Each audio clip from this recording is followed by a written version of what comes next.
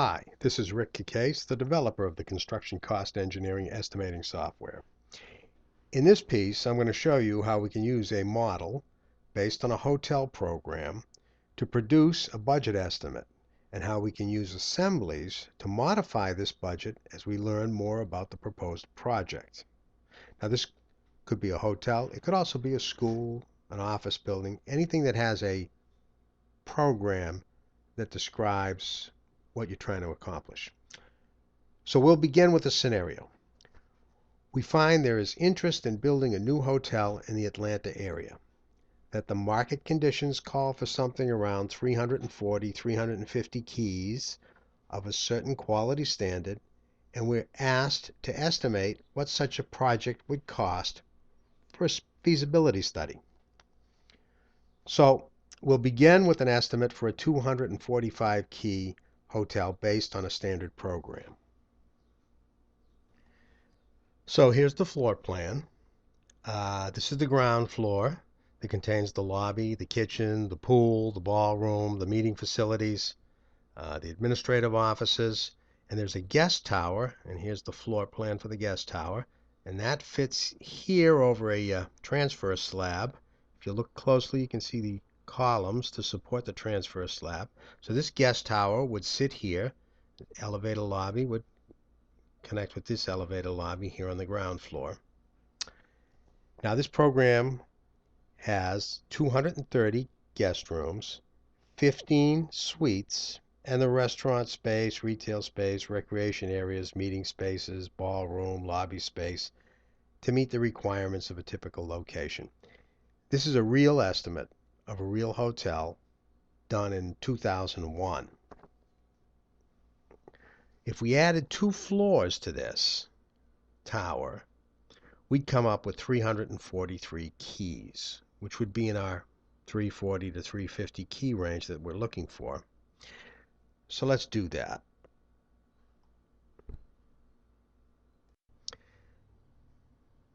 So here's that project, 6-floor hotel, 245 keys. And we're going to resize it to 343 keys.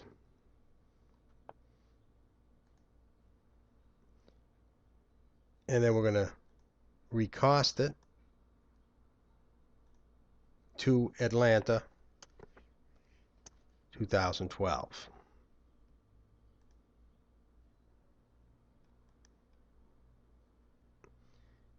And it becomes a $25 million project.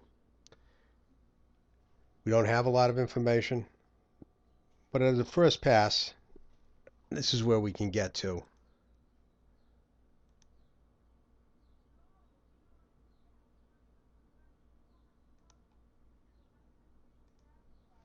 $25 million, $73,600 a key.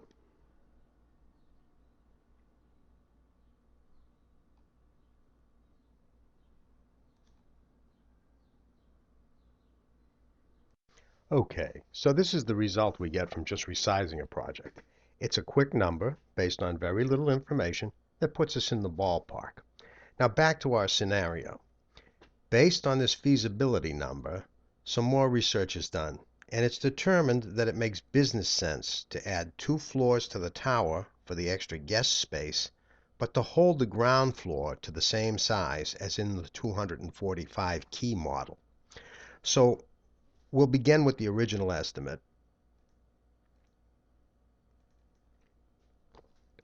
Now this estimate was done using several specifications. We have the master format 16 divisions, and we have the newer master format 2004, which group things by trade. We have the uniformat 2, which groups cost by the functional elements of the building. So we have the substructure, the shell, the interiors, and then within them the floor, the roof, the exterior walls. And we have this hotel program.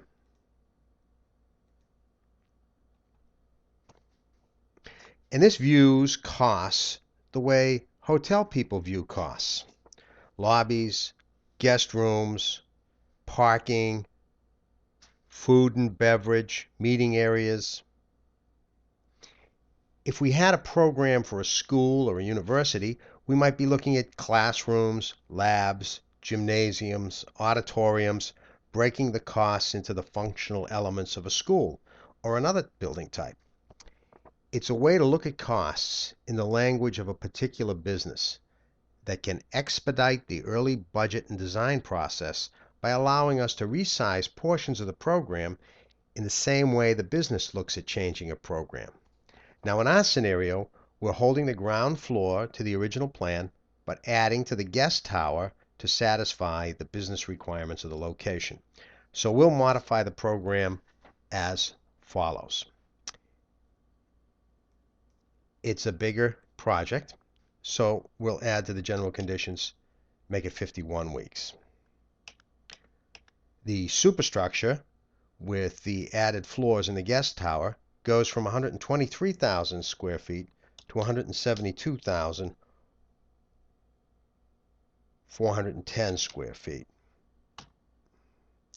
The grounds stay the same. The building exterior goes from 118,000 square feet to 144,467 square feet. The parking goes from 327 to 457 stalls. The elevators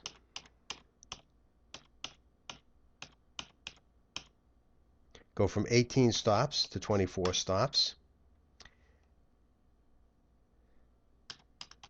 The guest rooms go from 230 to 322. The suites go from 15 to 21.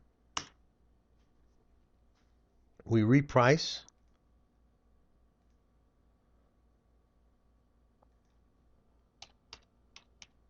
for Atlanta.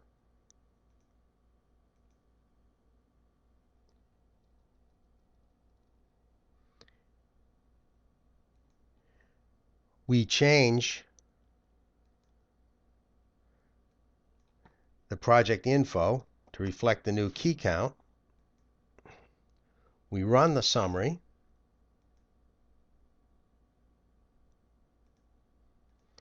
And we have a $23 million project with about a $67,000 per key cost. And it doesn't stop there. The information continues to come in. On a site visit to gather information, we discover that the buildings in the area have deep foundation systems. We haven't done any geotech testing yet, but it seems reasonable to assume that we'll need to address the soil conditions. So we have 20 bays. We'll figure 4 pile caps per bay, 2 piles per cap, so we at least carry something to account for what we are likely to encounter. So I'll use our assembly files to cost this.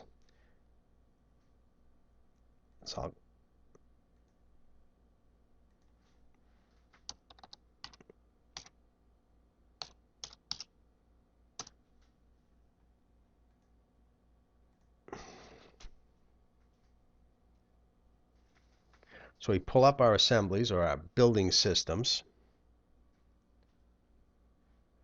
We put them in systems format.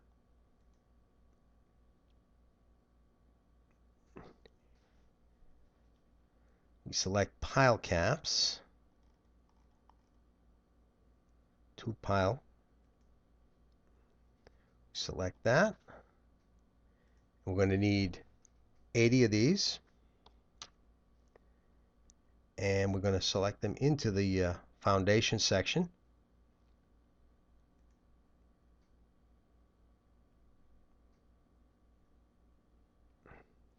Now if I look at my foundations, I got my pile caps. Now I'm going to pick the piles, same way. We'll use a 50-foot H-pile. We're going to need 160 of these. We add that to foundations.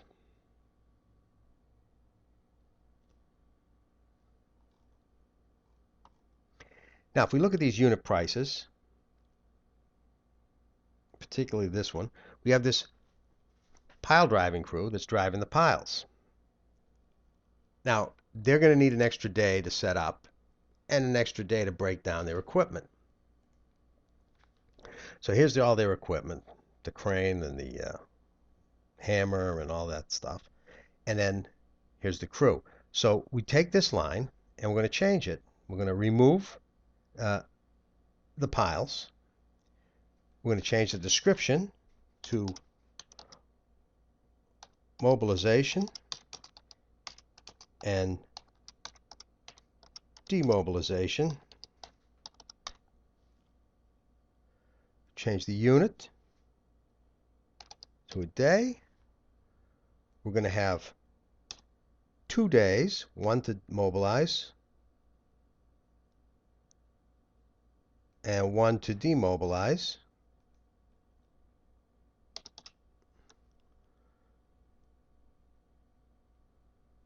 And I'm going to change our daily output so that we take 1 day of this crew as the daily output for this crew. We're going to take 2 days. We go back to our estimate. Here's our 2 days to mobilize and demobilize. We add that to the project under foundations, and we pull up the summary report.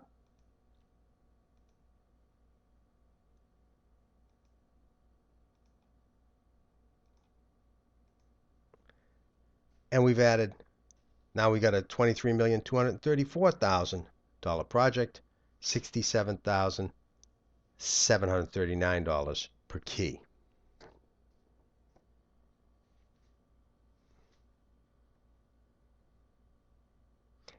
And we can continue doing this throughout the design so that anytime there's a change, we can keep a handle on what's happening to the costs so that as the decisions are made, they're based on good cost information.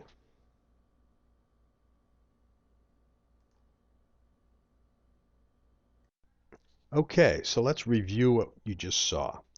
We had a request with hardly any information for a feasibility cost. 340, 350 rooms in Atlanta. We produced an estimate by scaling up an old project and repricing it for Atlanta. We got a $25 million ballpark number. More information came in. The program got modified, scaled back, adjusted to the business needs. And using the modified program, we got a cost of $23 million. We got even more information, and we added a deep foundation system that brought the cost to $23,234,000. As information comes in, we easily modify the estimate to stay on top of costs, to provide decision makers with the information that they need early in the process to make informed decisions and to set up reasonable budgets.